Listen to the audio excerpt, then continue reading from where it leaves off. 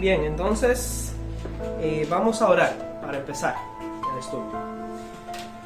Gracias, Señor, por este sábado y esta mañana que nos has regalado. Amén. Por la vida de la que podemos disfrutar hasta aquí y por la compañía de tu Santo Espíritu. Amén. Te rogamos que ahora al estudiar este tema, pues tú nos des claridad de mente y que podamos entenderlo para convencernos de él y también ayudar a otros a que lo entiendan también. Amén. Por Jesús. Amén.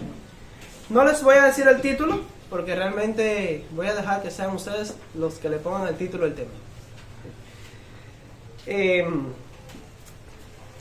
Vamos a leer varios textos en la Biblia y vamos a ver qué nos quiere decir el Señor con esos textos. Vamos a empezar en Romanos 12:2. Romanos 12:2. Yo quiero que presten atención, que lo sigan con la vista y que lo interioricen. Si me equivoco, me corrigen. Dice allí: conformaos con el mundo. No conforméis con el mundo. Ah, muy bien. ¿Está hablando con Mateo, compadre? Ya, es para saber si están atentos. Dice: no os conforméis a este siglo, sino transformaos por medio de la renovación de vuestro entendimiento, para que comprobéis cuál sea la buena voluntad de Dios, agradable y perfecta. ¿Tiene Dios un plan para nosotros, una voluntad que para Él es agradable y perfecta? Claro que lo tiene. Sí lo tiene. Y comienza por decirnos que no debemos conformarnos, adaptarnos, acostumbrarnos a la tradición, a la costumbre, a la rutina que se maneja en este mundo. Algo más, otro consejo inspirado. Segunda de Corintios 6, 14 al 18. Dice allí: no os unáis en yugo desigual con los incrédulos, porque ¿qué compañerismo tiene la justicia con la injusticia? ¿Y qué comunión la luz con las tinieblas? ¿Y qué concordia Cristo con Belial? ¿O qué parte el creyente con el incrédulo? ¿Y qué acuerdo hay entre el templo de Dios y los ídolos? Porque vosotros sois el templo del Dios viviente, como Dios dijo: habitaré y andaré entre ellos, y seré su Dios, y ellos serán mi pueblo. Por lo cual, salid de en medio de ellos y apartaos, dice el Señor, y no toquéis lo inmundo, y yo os recibiré, y seré para vosotros por Padre, y vosotros me seréis hijos e hijas, dice el Señor Todopoderoso. Amén.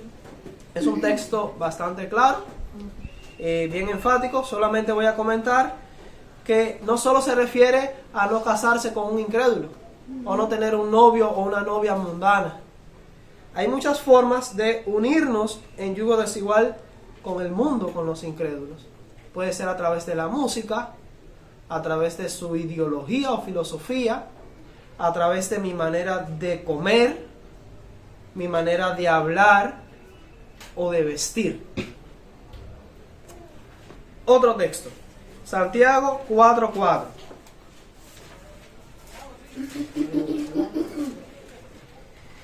Este es un texto muy fuerte. Dice ahí: oh almas adúlteras, ¿no sabéis que la amistad del mundo es enemistad contra Dios? Cualquiera pues que quiera ser amigo del mundo se constituye enemigo de Dios. Aquí no hay un término medio. O eres amigo de Dios o eres amigo del mundo. No hay un lugar donde uno pueda decir: bueno, yo soy amigo del mundo y amigo de Dios. Ambas cosas a la vez no se puede hacer. No se puede ser. Y cuando somos amigos del mundo, la Biblia nos llama adúlteros. Como que le estamos traicionando a Dios, nuestro matrimonio con Dios. Saben, a la iglesia en la Biblia se la representa como una esposa. La iglesia es la esposa de Cristo. Cuando la iglesia toca la música del mundo, cuando la iglesia viste como el mundo, cuando la iglesia sigue las prácticas y costumbres del mundo, está traicionando a su marido, a su esposo que es Cristo, con otro esposo que es el rey de este mundo, y ya Ustedes saben quién es. Y está en adulterio. Y está en adulterio espiritual. Otro texto. ¿No es clara la Biblia? Primera de Juan, capítulo 2. Primera de Juan, capítulo 2, versículos 15 y 17. Dice allí, amen mucho el mundo. No améis al mundo. Qué bueno, me corrigieron rápido. Dice, no améis al mundo, ni las cosas que están en el mundo. Si alguno ama al mundo, el amor del Padre no está en él. Fíjense qué fuerte. Cuando uno siente apego, gusto por algo del mundo, es porque eso ha sustituido el amor de quién, el amor del Padre, el amor de Dios no está en nosotros. Uno no puede decir, ay, pero yo soy cristiano, yo amo a Dios, yo sí amo a Dios, pero me gusta mucho esto. No, porque un amor sustituye el otro. O tienes el amor de Dios, del Padre, o el amor hacia algo del mundo. Cuando tienes amor hacia algo del mundo, es porque eso ha sustituido el amor a Dios. Dice, porque todo lo que hay en el mundo, los deseos de la carne, ¿y cuántas cosas no desea la carne? Cosas agradables a la carne, ¿no es verdad? Los deseos de los ojos, pero se ve muy bonito, se ve hermoso, gracioso a los ojos, ¿ves? Y la vanagloria de la vida no proviene del Padre, o sea, no viene de Dios, sino ¿de quién? Del mundo. Y el mundo pasa y sus deseos, pero el que hace la voluntad de Dios, ¿qué pasa con él? Ese sí, Permanece para siempre. muy bien, permanece para siempre. Filipenses 3:20. Filipenses capítulo 3, versículo 20.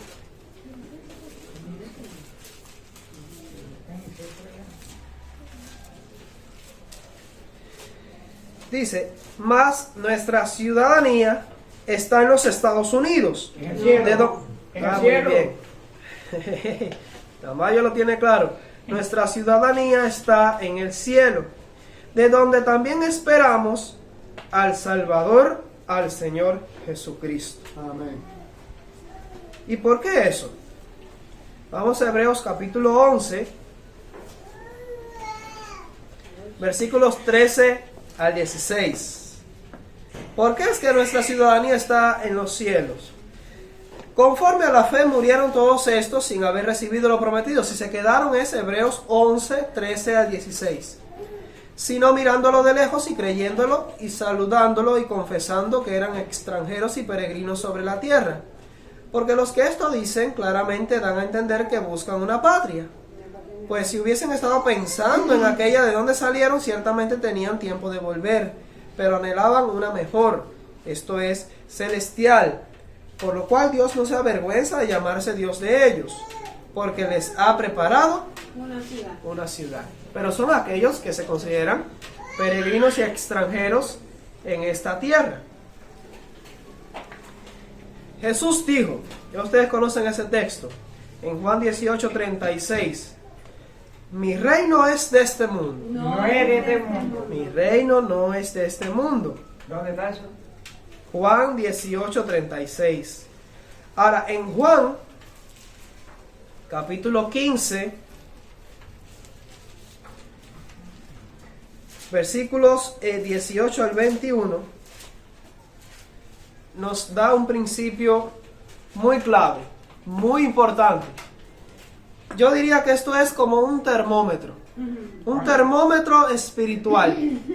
Si usted quiere saber si está tibio, bien, si está caliente, quiero decir, si está caliente en la fe y en los pasos del Señor, colóquese este termómetro. Y podrá saber si está caliente o si está frío o si está tibio. Juan 15, 18 al 21 dice, si el mundo os aborrece, porque tú le caes mal, dice, sabed que a mí me ha aborrecido antes que a vosotros. Si fuerais del mundo, el mundo amaría lo suyo, pero porque no sois del mundo, antes yo os elegí del mundo, por eso el mundo os aborrece. Acordaos de la palabra que yo os he dicho, el siervo no es mayor que su señor. Si a mí me han perseguido, también a vosotros os perseguirán. Si han guardado mi palabra, también guardarán la vuestra. Mas todo esto os harán por causa de mi nombre, porque no conocen al que me ha enviado. Si el mundo nos ama, ¿esa es una buena señal? ¿Un buen síntoma? No. Si al mundo le agrada tu forma de hablar, si al mundo le agrada cómo te vistes, y te miran, por ejemplo, no, este joven, si está a la moda, viste muy bien. El mundo comenta eso de ti, hay algo raro ahí, no es verdad. Porque el mundo no puede tener el mismo gusto que la iglesia en cuanto a la forma de vestir. Y lo que se dice de un joven también se dice de una muchachita. Si el mundo escucha la música que tú cantas, tocas o escuchas y dice, oh, esa música sí está buena de verdad. ¿Qué está pasando ahí? ¿Es una buena señal o una mala señal? Una mala señal. Una mala señal. Pero si el mundo escucha lo que tú estás escuchando y dice, qué obsoleto está eso. ¿De qué año es esa música? Eso está anticuado. Qué feo se oye eso. No tiene ritmo, no tiene sazón. Eso es una buena señal. Porque el mundo nosotros no le agradamos al mundo. O no deberíamos agradarle al mundo. Eso dice la Biblia. Y lo dice muy claro. Ahora, vamos a tratar un tema que me han preguntado, no solo aquí en la iglesia, sino varias personas también de otros lugares también me han preguntado por ese tema. Y algunas personas tienen muchas dudas en cuanto a este tema. Y queremos saber lo que la Biblia dice sobre el asunto más específico de la vestimenta. Hasta ahora hemos estudiado principios bíblicos, que si los aplicamos, pues vamos a tener el asunto resuelto. Solamente hasta aquí. Si usted entendió el tema hasta acá, aplicando estos principios bíblicos, ya tiene el asunto resuelto. Es simple. Debe haber una distinción entre el mundo y la iglesia. Debe haber una separación. No puede haber amistad, no puede haber unión en nuestro estilo de vida con el estilo de vida del mundo. Ahora, ¿qué dice la Biblia acerca de lo que es el tema de los ornamentos, la vestimenta, el uso de joyas y cosméticos?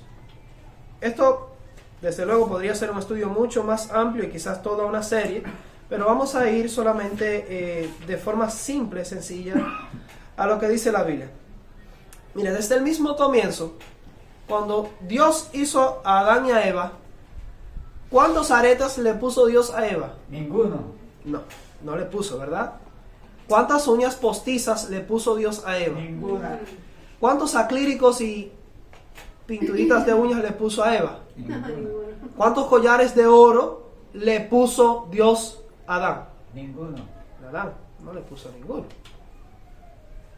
¿Cuántas joyas usan los ángeles? Ninguna. Colgando de arriba collares de oro, brazaletes, anillos. Ninguna. Si los habitantes de otros mundos no lo usan, si Adán y Eva no lo usaron, si Dios no se lo puso, y en el Génesis tenemos el plan original de Dios para la humanidad, ya de ahí tenemos un principio base. De ahí podemos partir. No es el plan de Dios que estas cosas formen parte de su pueblo. No estaban en el plan original de Dios. Entonces entró el pecado. La raza humana cayó en el pecado. Y poco tiempo después la familia de Adán se dividió. Y hubo dos linajes. Un linaje santo que descendía de Set. Ustedes saben que Abel murió. Y otro linaje perverso que descendía de Caín. El pastor Esteban Mora ha hablado mucho sobre eso. Ustedes lo han escuchado. Y es curioso que el linaje de Caín fue muy inventor. Ellos inventaron muchas cosas. No todo lo que inventaron era malo. Algunas cosas fueron buenas. Por ejemplo, yo podría decir, si lo encuentro por acá, en Génesis capítulo 4,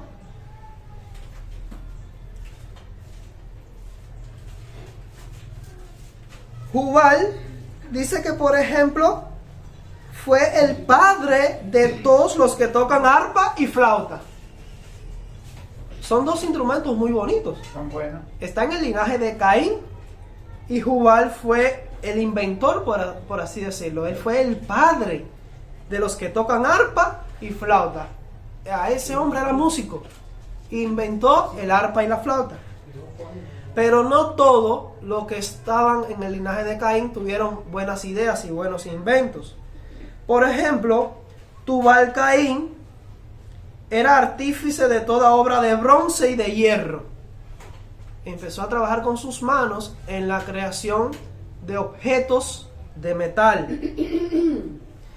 Y la hermana de Tubal Caín fue Naama. Ahora, hay algo interesante en el libro de Génesis y en toda la Biblia, y es que los nombres, ustedes saben que los nombres de las personas son muy significativos. Tienen un significado, y por lo general ese significado está asociado con el estilo de vida de esa persona y con su carácter.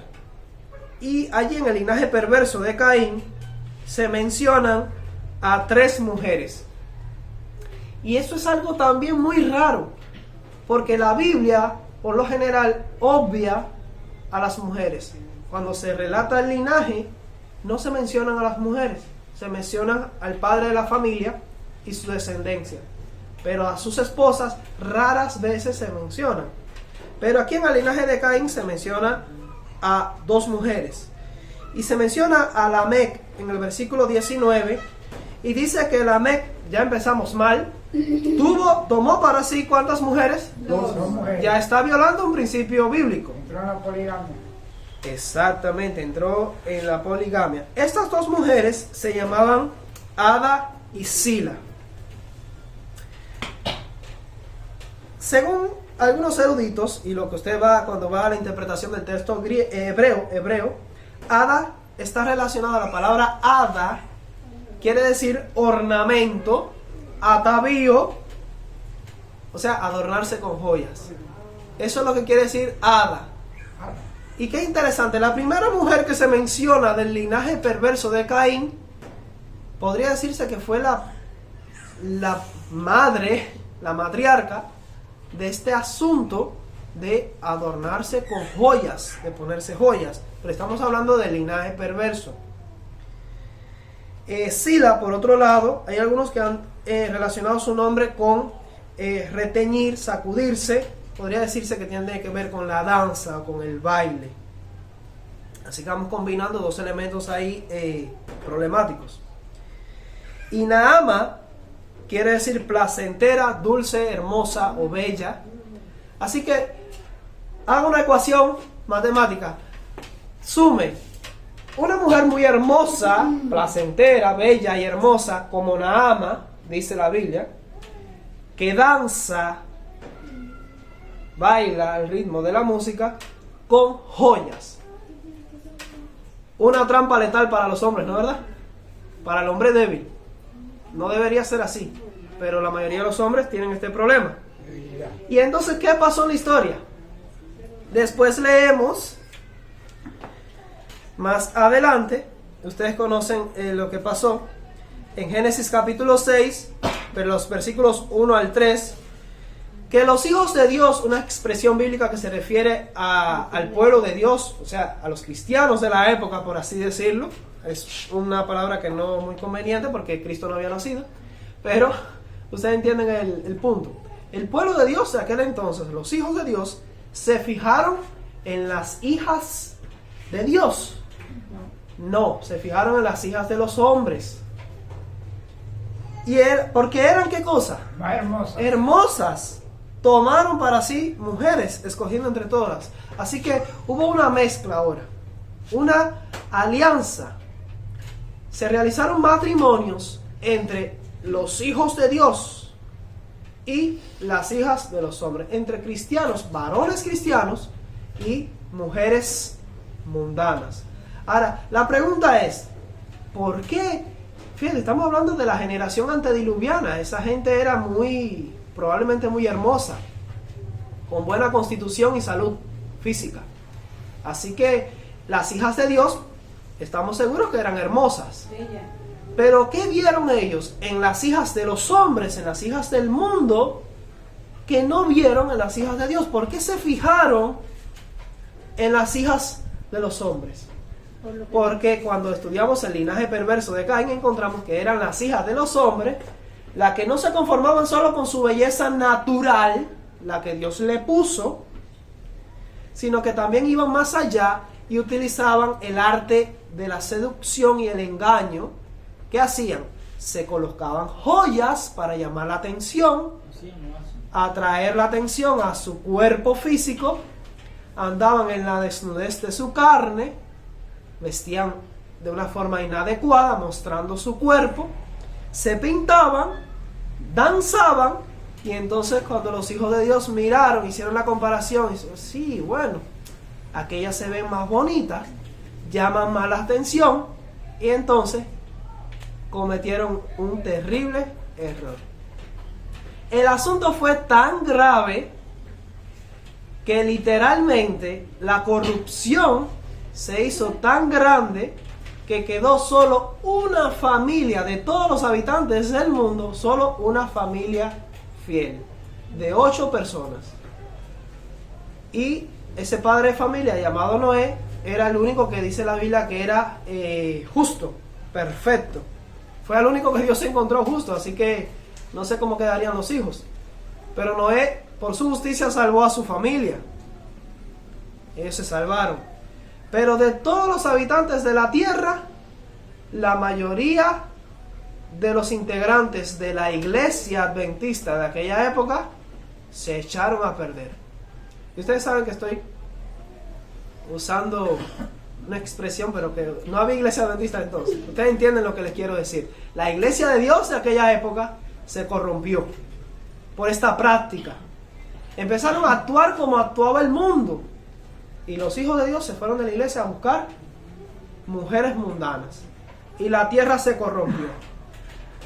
Así que desde un principio Dios nos deja claro que esta práctica es abominable. Incluso llegó al punto que el Espíritu Santo de Dios se empezó a retirar de la tierra, porque dice el versículo 3 de Génesis 6, dice, no contenderá mi espíritu con el hombre para siempre, porque ciertamente él es carne, mas serán sus días 120 años. O sea, les doy un plazo, un tiempo de gracia.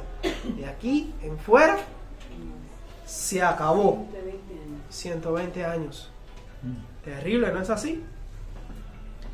Pero quizás Génesis no sea tan claro, o sea, hay que buscar un poco a profundidad este asunto, pero Dios, en lo que fue transcurriendo el tiempo, dejó el asunto aún más claro.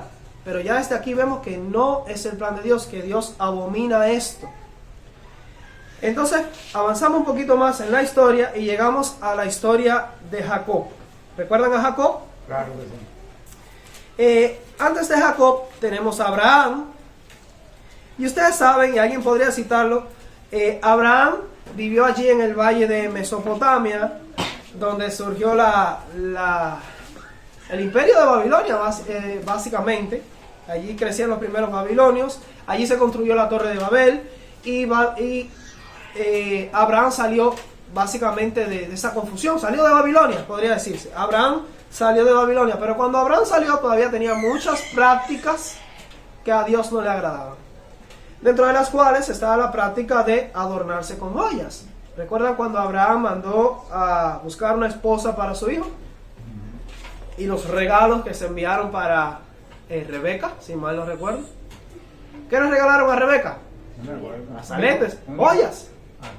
Y alguien podría decir, pero ves, tenemos ahí a Abraham, un profeta del Señor, escogido por Dios, Dios le hablaba, y regalando joyas. ¿Y eso fue lo que le regaló?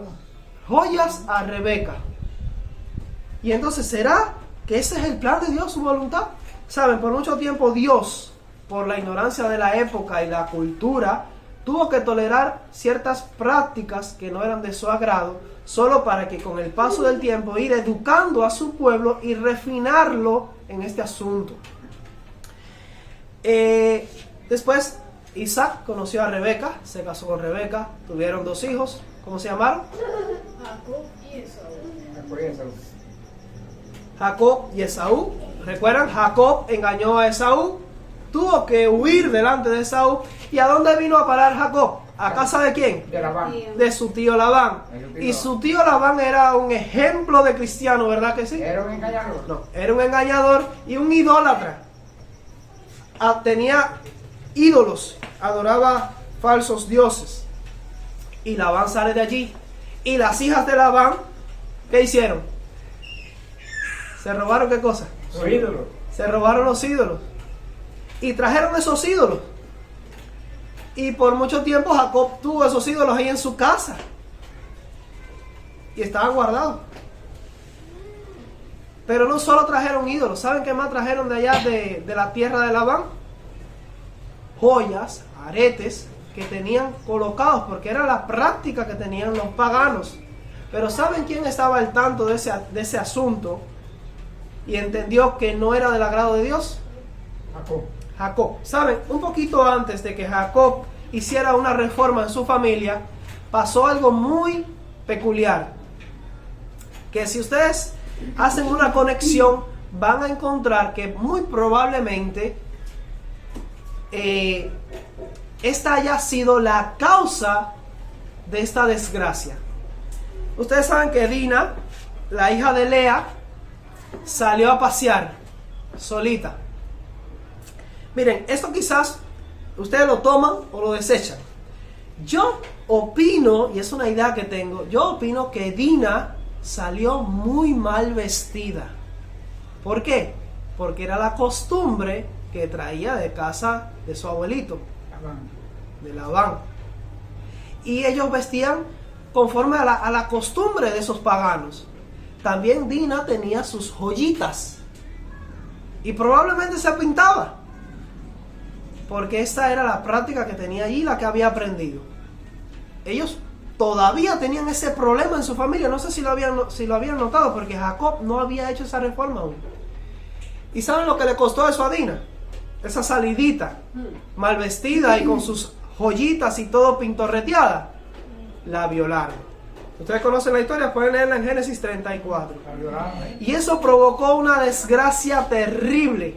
A Dina la violaron. ¿Por qué? Porque Dina se vestía como las muchachitas del mundo, provocativa, con sus joyitas, con sus pinturas. ¿Y qué es lo que está diciendo? Se estaba vendiendo, porque todas esas cosas lo que buscan es vender el cuerpo de la persona. Vende sexualmente. Y por eso terminó siendo violada. Eso trajo una desgracia a la familia de Jacob, al punto de que provocó una guerra, injusta, pero que provocó una guerra. Y esa guerra provocó una huida, porque Jacob tuvo que salir huyendo con su gente, con su pueblo, por miedo. Y eso terminó por acabar con la vida de Raquel, la esposa, la primera esposa, podríamos decir, de Jacob. Pero antes, en medio de esa huida, fíjense, Jacob reflexiona. Miren todo el mal que me está cayendo. Mi hija, la única hembrita que tengo, me la violaron. 2 de mis hijos fueron asesinos, hicieron una banda y acabaron con la ciudad de Siquén. Y ahora soy perseguido y tengo que huir. ¿Cuál es el problema en mi casa? ¿Cuál es el problema en mi casa? ¿Qué tengo en mi casa que me está causando todo este problema? ¿Saben qué hace Jacob? Vamos a leer Génesis 35, versículos 1 al 4. Génesis 35, 1 al 4. Dijo Dios a Jacob: levántate y sube a Betel y quédate allí, y haz allí un altar al Dios que te apareció cuando huías de tu hermano Esaú. Entonces Jacob dijo a su familia y a todos los que estaban con él, que con él estaban: quitad, ¿qué cosa? Los dioses ajenos que hay entre vosotros y limpiaos.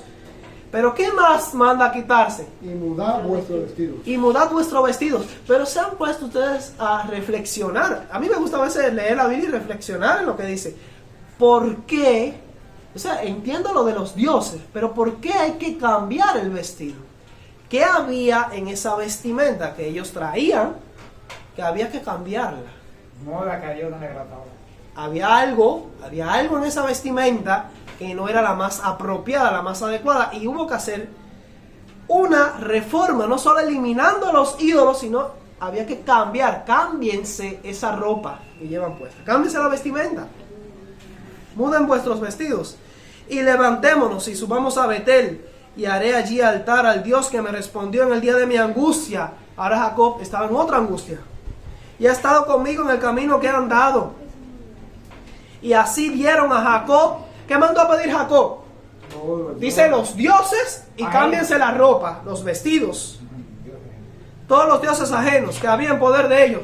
Pero junto con esos dioses falsos, ¿qué entregan también? Dice, y los zarcillos, son joyas, los zarcillos que estaban en sus orejas. Y Jacob los escondió debajo de una encina que estaba junto a Siquem.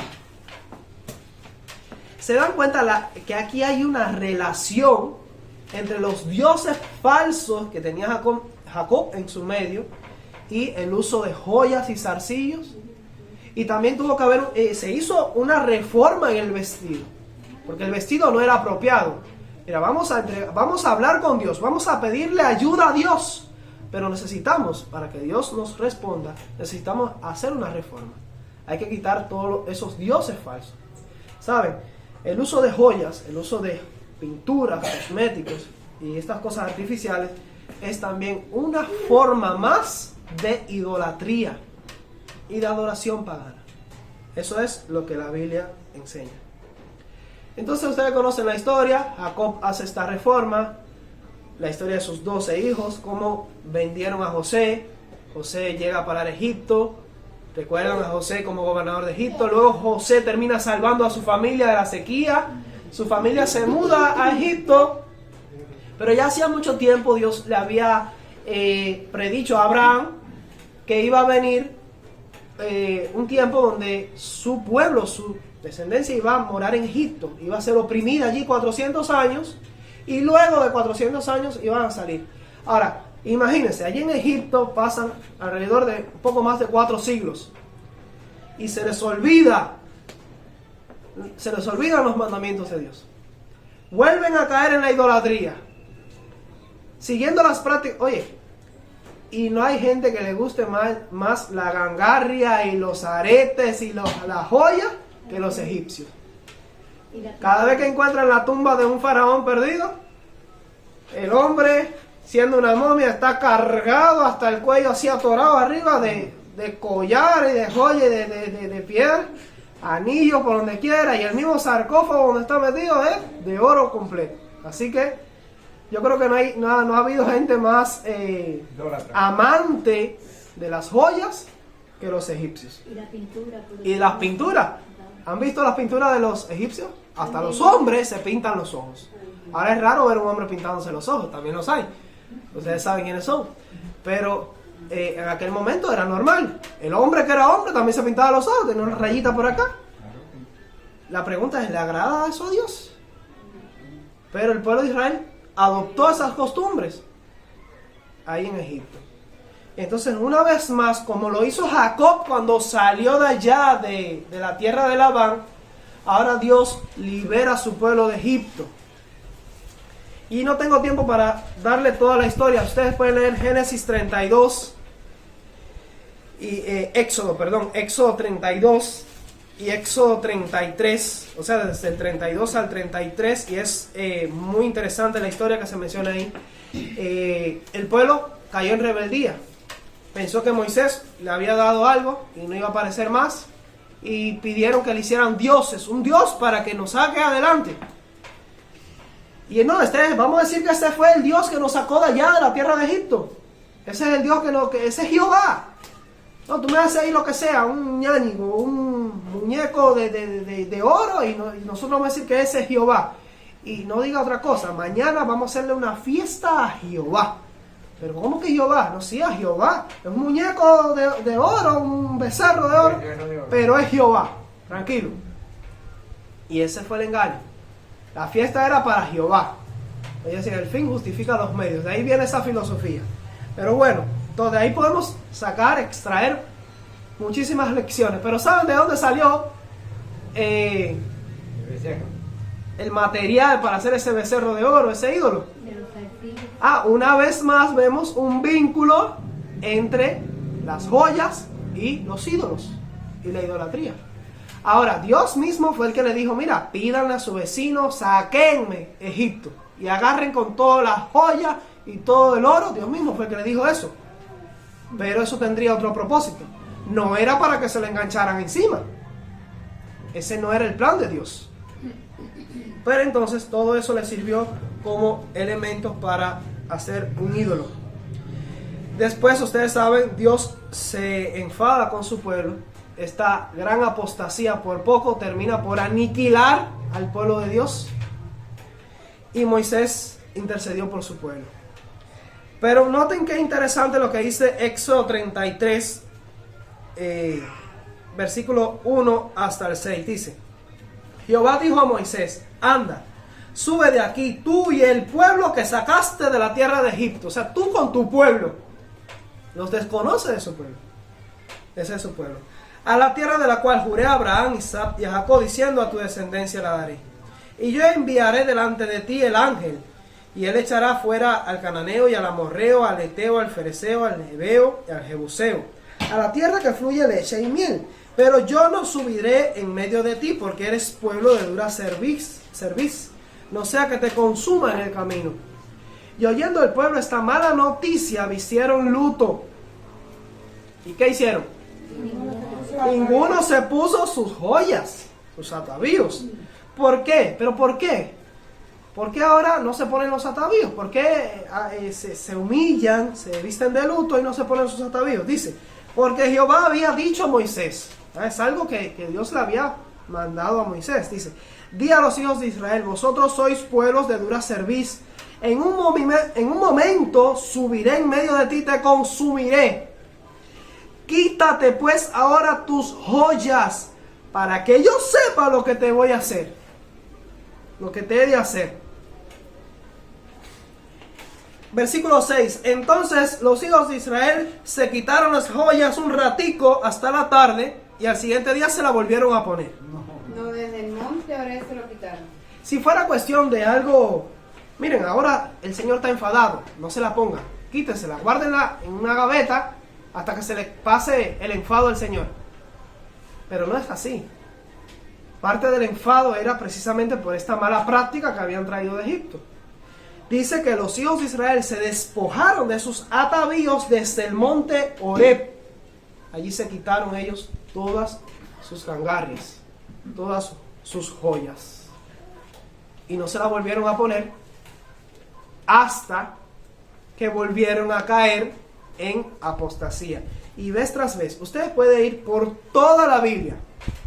Cada vez que el pueblo de Dios hacía alianzas con una nación pagana y traía los ídolos de esa nación al pueblo, entonces aparecían las joyas y los atavíos y los anillos y los collares, y se pintaban los ojos. Vamos a ver un ejemplo. ¿Recuerdan el rey Acab? El rey Acab se casó con una mujer que se llamaba ¿cómo? Jezabel. Jezabel, muy bien. De Jezabel, si ustedes leen Segunda de Reyes 9:22, dice que ella era hechicera. Dice que hacía muchas hechicerías. En otras palabras, era una bruja. Jezabel era una bruja. Y llevó al pueblo de Dios a la adoración ¿a qué? A Baal, que es el dios sol, y a Acera, que representa a la diosa de la fertilidad, de la vegetación. Ustedes saben que era un arbolito. ¿Y con qué está relacionado? Jezabel. Ahora, Jezabel tenía una práctica muy interesante. Vamos a Segunda de Reyes 9, 30 al 37. Reyes 9. Segunda de Reyes 9, 30 hasta el 37. Un nuevo rey parece subir al trono y Jezabel quiere engatusarlo. Y mira qué es lo que hace Jezabel. Va a practicar Segunda de Reyes 9. ¿Cómo no va a llegar? Segunda de Reyes 9, 30 al 37. Jezabel va a usar una práctica muy común de las mujeres paganas. Quiere ahora seducir a este rey. Dice, vino después Jehú a Jezreel, y cuando Jezabel lo oyó, se pintó los ojos con antimonio y atavió su cabeza. Se peinó y se puso un poco de cosas en la cabeza, y se asomó a una ventana. Y cuando entraba Jehú por la puerta, ella dijo, sucedió bien a Zimri, que mató a su señor. Alzando él entonces su rostro hacia la ventana, dijo, ¿quién está conmigo? ¿Quién? Y se inclinaron hacia él 2 o 3 eunucos. Y él les dijo, echadla abajo. La caída de Jezabel. ¿Saben? En Apocalipsis hay la caída de otra mujer. Vamos a ver en breve. Y ellos la echaron, y parte de su sangre salpicó en la pared y en los caballos, y él la atropelló. Él mismo le pasó por encima. Si quieren, ustedes pueden seguir leyendo un poco más, y saben, van a leer lo feo y triste que fue el final de Jezabel. Literalmente se la comieron los perros. Ahora, Jezabel, qué interesante, se pintaba los ojos. Lo triste es que en la Biblia no se menciona una sola mujer piadosa que se haya pintado los ojos. No se menciona. Sí hubo mujeres piadosas como Sara, que sí usaron sus joyas, Rebeca, pero ellos también estaban en ignorancia. Y Dios sacó a su pueblo de esa ignorancia. Y Dios reformó a su pueblo. Pero mujer piadosa que se haya pintado los ojos, si encuentran una, me avisan. Santa, mujer temerosa de Dios, que se haya pintado los ojos, no se menciona en la Biblia. Qué interesante. Y era una bruja Jezabel, una idólatra, adoradora de Baal. Adoraba a los ídolos, se ataviaba y se pintaba los ojos. Y lo hacía con el propósito de ¿qué? De engañar y seducir. Lo triste del caso es que hoy la iglesia cristiana, particularmente la iglesia adventista, la iglesia a la que nosotros pertenecemos, nuestros hermanos adventistas, no de la iglesia libre, no lo creo, pero sí de la iglesia grande, usted entra al templo y encuentra a muchas Jezabeles modernas, también con sus ojitos pintados, de la misma manera en la que se los pintaba Jezabel y se los pintaban las mujeres egipcias. ¿Qué les parece eso? Si ustedes leen, por ejemplo, Apocalipsis 2:22, ahí está el mensaje de Jesús, el testigo fiel, a varias iglesias.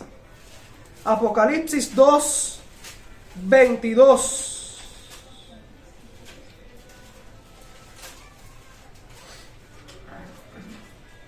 20, perdón, Apocalipsis 2:20. De la iglesia de Tiatira hay algo que Cristo tiene en contra de ella. Dice, pero tengo unas pocas cosas contra ti, que toleras a esa mujer Jezabel, que se dice profetiza, era profetisa de Baal, enseñe y ¿qué más? Seduzca a mis siervos ¿a qué? A fornicar. Ahora, pero ¿cómo Jezabel seducía a los siervos de Dios a fornicar? ¿Qué hacía ella para seducir? Se pintaba los ojos. Y ahora Dios tiene algo, dice aquí, contra la iglesia de Tiatira, que dice que tolera a esa Jezabel, que enseña y seduzca a mis siervos a fornicar y a comer cosas sacrificadas a los ídolos. Ahora no tenemos tiempo para explicar y ver la interpretación histórica de esta iglesia, pero hoy en día también está pasando este problema. Y se está tolerando la práctica de Jezabel en la iglesia. Muchachitas que se pintan como Jezabel para seducir e invitar a la fornicación. Y esto es lo que enseña la Biblia. Puede ser duro, pero es lo que la Biblia dice. Cuando una joven se pinta los ojos, se pinta los labios, lo que está es seduciendo, practicando el arte del engaño y la seducción que viene del linaje perverso, caído del mundo y de Caín, de las hijas de los hombres. Así que una cristiana, entre comillas, que tenga esta práctica, está realmente como las hijas del mundo, las hijas de los hombres. Esto es lamentable, pero es lo que está pasando. Son Jezabeles modernas. Ahora, antimonio es una forma de pintura que era, dice que similar a como metálica, que se echaba en los ojos, en las cejas. Se pintaban los ojos con antimonio. Y en la Biblia siempre que se habla de pintarse los ojos con antimonio, siempre está relacionado con la apostasía del pueblo de Dios. Vamos a ver, por ejemplo, Jeremías 4. Jeremías capítulo 4.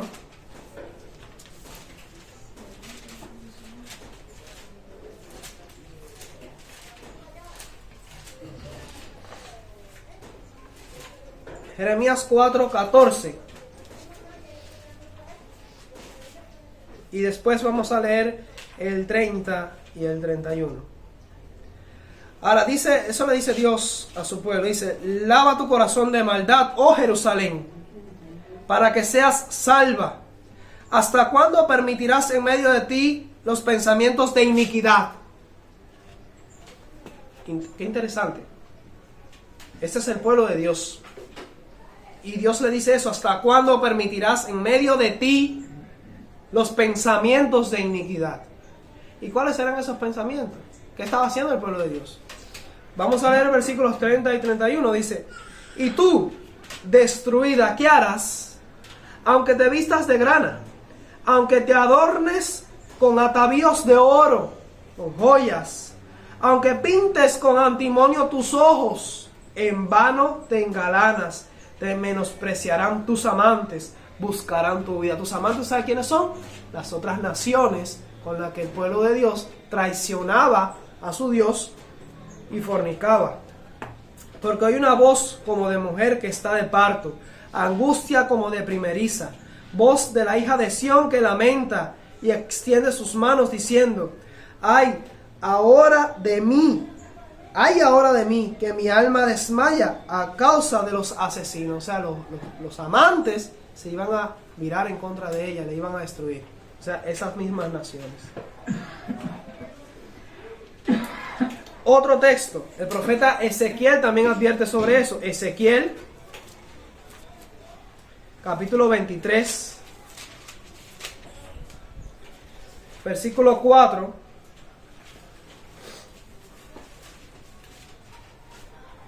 Y después vamos a leer del 36 al 41.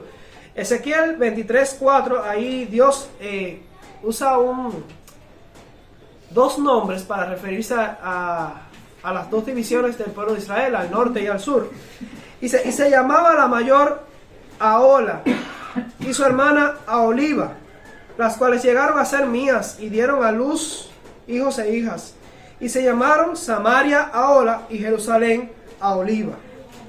Ahora, hablando de su pueblo, miren lo que dice el versículo 36 al 41. Y me dijo Jehová: hijo de hombre, ¿no juzgarás tú a Ahola y a Aholiba, y les denunciarás sus abominaciones? Porque han adulterado, y hay sangre en sus manos, y han fornicado con sus ídolos, y aún a sus hijos que habían dado a luz para mí, hicieron pasar por el fuego, quemándolos. Terrible eso, ¿no? Aún esto más me hicieron: contaminaron mi santuario en aquel día, y profanaron mis días de sábado. Pues habiendo sacrificado sus hijos a sus ídolos, entraban en mi santuario el mismo día para contaminarlo. Y uno dice: no, pero hoy en día no sacrificamos nuestros hijos a los ídolos. O sea, miren qué práctica más descarada tenía el pueblo de Israel. Dice que sacrificaba los hijos, sus hijos a los ídolos, y luego iban al templo de Jehová, al santuario, a mi santuario, para contaminarlo. Y he aquí, así hicieron en medio de mi casa. Hoy en día pasa similar. Hay muchas formas de sacrificar a nuestros pequeñitos, a nuestros niños, a los ídolos. Lo exponemos a la contaminación de este mundo los dejamos ver cosas que son inadecuadas, de ahí absorben, se nutren, aprenden estas prácticas, después quieren hacerlas, o sea, se lo ofreciste. Esa fue la forma moderna en la que tú se lo ofreciste a los ídolos. Y después dice, vienes al santuario a orarle al Señor. Dice el siguiente versículo: además, enviaron por hombres que viniesen de lejos, a los cuales había sido enviado mensajero, y aquí vinieron, y por amor de ellos te lavaste, y pintaste tus ojos, y te ataviaste con adornos, y te sentaste sobre suntuoso estrado, y fue preparada mesa delante de él, y sobre ella pusiste mi incienso y mi aceite. Se dan cuenta, cada vez que el pueblo de Israel practicaba estas cosas, estaba ¿en qué? En apostasía. Ahora, hay muchos textos más. De hecho, hay demasiada evidencia como para presentarla en un solo día. Quiero leerles una cita que está en Isaías. El profeta Isaías también trató con este problema. Isaías capítulo 3. Isaías capítulo 3, los versículos 12 al 14.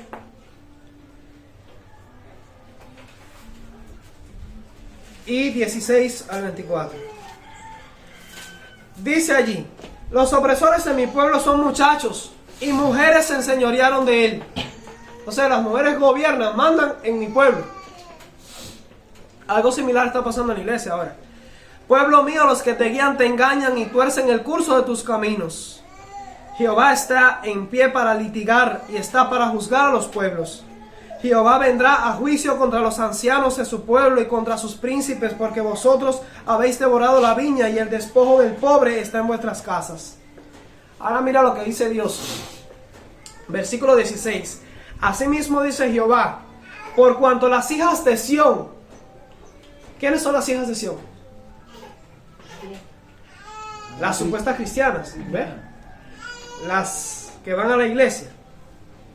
Las hijas de Sión se ensorbecen y andan con cuello erguido y con ojos desvergonzados. ¿Saben qué son los ojos desvergonzados? Pintados. Los ojos pintados. Podría decirse los ojos pintorreteados. Cuando andan, van danzando. Saben que la mujer puede caminar de cierta forma que básicamente puede sacudir el cuerpo y caminar e ir bailando.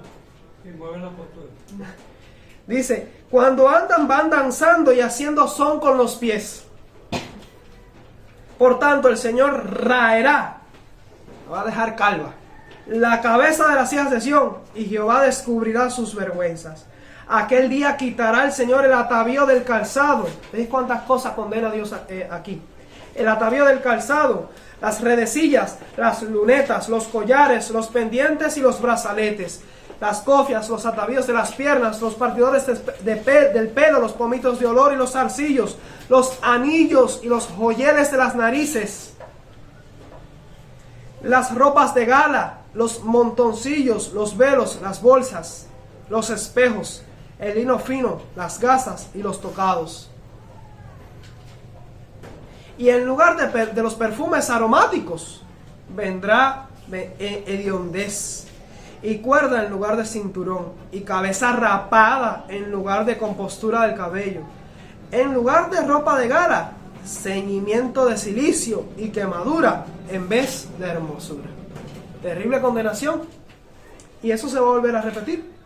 Va a pasar de nuevo con el pueblo de Dios. ¿Ustedes creen de verdad que una joven adventista que está preocupada por la queratina que se va a comprar el siguiente mes para plancharse el pelo y estirárselo, una joven adventista que está preocupada por el color de los labios, el brillo y los ojos, o las cejas que es pintarse, que no sé qué, o por las uñas, y que tiene que tener las uñas de este largo y pintarlas de tal y tal color, o un color brillo, y está arriba de esa vanidad y esa idolatría, porque es una forma de idolatría, es idolatrar el ego.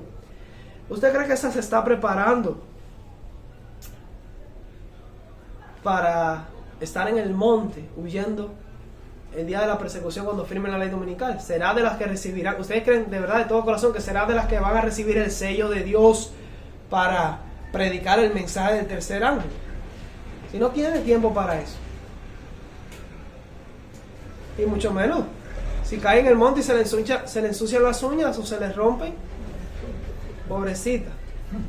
O se le cae la pintura y no puede pintarse. ¿Qué va a pasar entonces? Bueno, de tarea les voy a dejar algunos versículos más.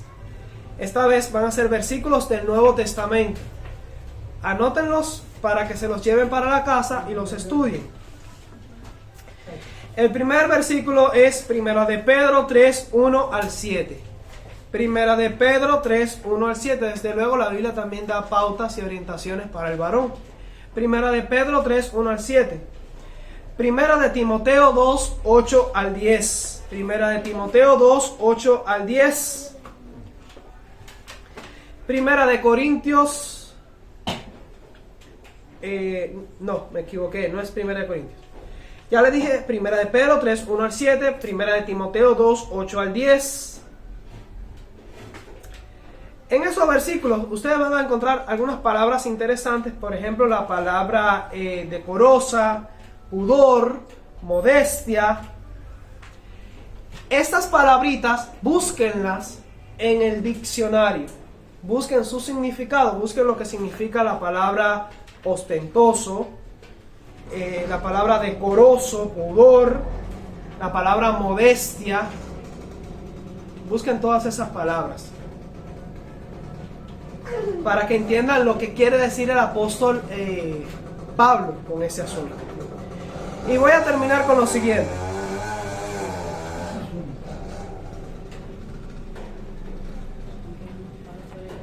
En Apocalipsis, esto es algo que yo lo comento siempre. En Apocalipsis capítulo 12 y el capítulo 17, allí se presentan a dos mujeres. Una mujer se describe de una forma muy distinta a la otra. Una mujer está descrita allí como una mujer piadosa, santa, pura, que representa a la iglesia de Dios. Y así desde luego deberían vestir también las mujeres con esas características. La otra mujer de Apocalipsis 17 no está vestida así. De hecho está vestida como se le llama, está vestida como ramera, con colores chillones, rojo encendido. Está adornada de perlas, de oro, de joyas, con su boca repintada y sus ojos pintados. Aunque no lo diga, pero esa es la costumbre que tenían las prostitutas en la Biblia. De hecho, en la Biblia, la mujer que se adorna, se pinta y usa joyas, es la que o es bruja o es prostituta. Así de claro. Eso es lo que enseña la Biblia.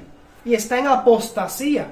Está usando el arte del engaño, la seducción, para provocar el pecado en el pueblo de Dios y traer fornicación al pueblo. Entonces, hay solamente dos opciones. O tú buscas parecerte a la mujer de Apocalipsis 17, o buscas parecerte a la mujer de Apocalipsis 12. No hay término medio. Y si te pareces a la mujer de Apocalipsis 17, lo único que te espera por vestir de esa forma y comportarte, porque hay gente que dice, no, es que no importa el exterior, lo que importa el interior. Y te citan, por ejemplo, mira, la Biblia dice que le dijo el rey David, mira, Jehová mira lo que está en el corazón. El hombre mira lo que está afuera, pero Jehová mira el corazón. Y es verdad, es verdad. Pero cuando el corazón adentro es puro y limpio, ¿cómo se manifiesta afuera?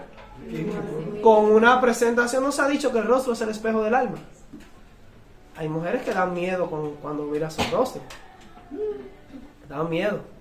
Parecen víboras. O fieras. Fieras porque hasta las garras tienen